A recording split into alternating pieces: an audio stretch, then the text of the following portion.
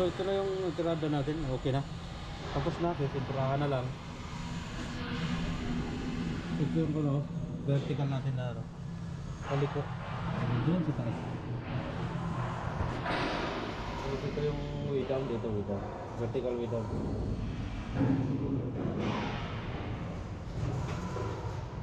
Meron pa dyan sa loob.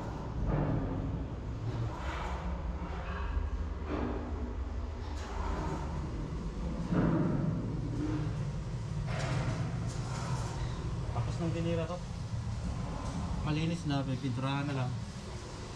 So, pagkatapos lipat na tayo sa kabila. Ito yung ilalim mo.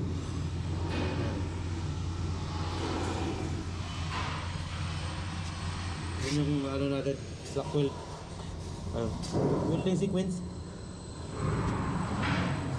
Ilalim mo. Ito yung ating vertical dito. Meron tayong overhead dyan. Ayan, lahat ng posisyon meron dito.